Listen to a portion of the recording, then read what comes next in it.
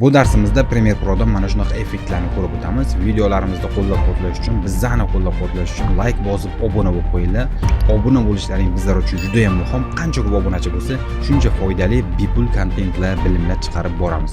Premiere Pro'ni o'zimga tayyor qilib ochib olganman. Buni noldan ko'rsatib o'tirmayman. Buni menimcha hamma bilsa kerak. Yoki alohida bir darslik qilib bu narsani ko'rsatib ketamiz. Bundan oldingi darslarda ham buni tushuntirib ketganman. Endi qaranglar, birinchi men bu yoqqa kirib olaman. O'zim kerakli holatda bitta sekvensiya ochib olganman.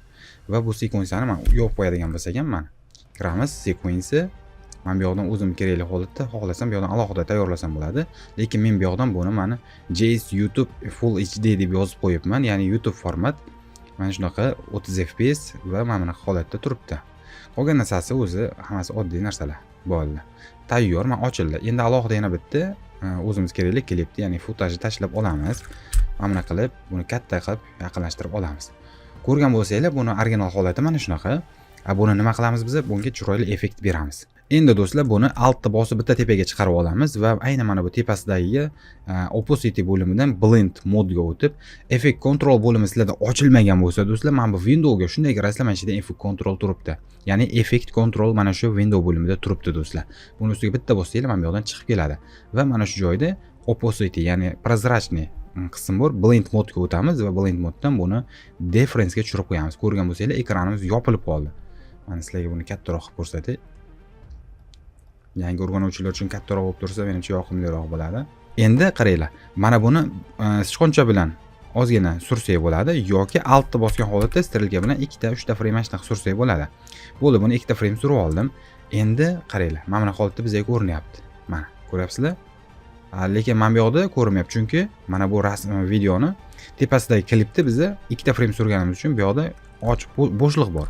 Faqatgina pastdagi ko'rinyapti. Endi men bu yoqqa o'tadigan bo'lsak, endi tepasi ham ko'rinadi. Endi buni ikkalasini shuncha tepaga ko'taramiz va mana buni altni bosgan holatda pastdagini o'zidan bitta kopiya qilib olamiz. Mana pastga tushirib qo'ydik. Bo'ldi. Endi mana buni ikkalasini birlashtiramizda, shunchaki sichqoncha o'ng tugmasini bosib, nestni bosadigan bo'lsak, mana bu holatda hosil bo'ladi. Ajoyib do'stlar. Mana kerakli narsani shakllantirib oldik. Zo'r. Endi nima qilamiz? Aynan yana o'sha opacity blend modga kelib, ya'ni nestni belgilagan holatda do'stlar, nestni belgilamasanglar, o'sha boshqa narsani ko'rsatishi yoki hech narsa ko'rsatmasligi mumkin. Mana qaranglar, bitta boshqa joyda bosib yubordim, ko'rsatmadi. Nestni bosadigan bo'lsam, nestni. Undan tagidagi klipni bosadigan bo'lsam, tagidagi klipni nastroykalarni ko'rsatib beradi. Endi nestni bir marta bosdim va mana bu blendni biz nima qildik? Liner dodge qildik. Mana buni holatga o'tkazadigan bo'lsak, qaranglar qanday boshqacha holatda ko'rinyapti. Endi bitta probelni bosamiz. O'ziga yarasha ne abish ne effekt hosil bo'ldi do'stlar.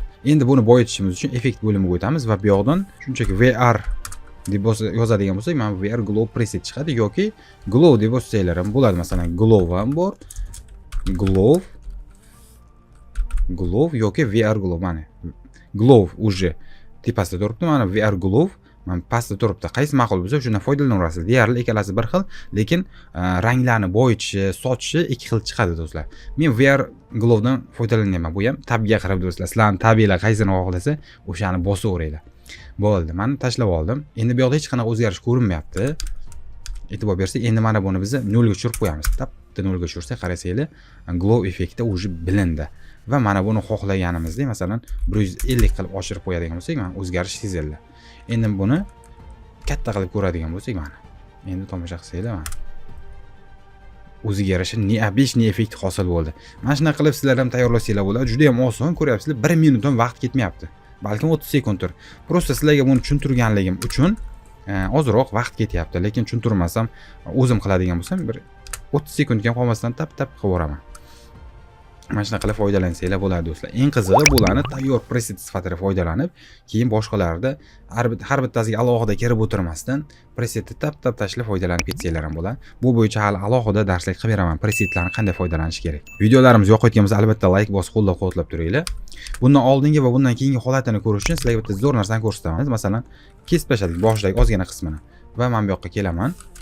Vibe bosamiz. Vibe deb yozadigan bo'lsak, eng pastroqqa tushiramiz. Mana vibe chiqdi.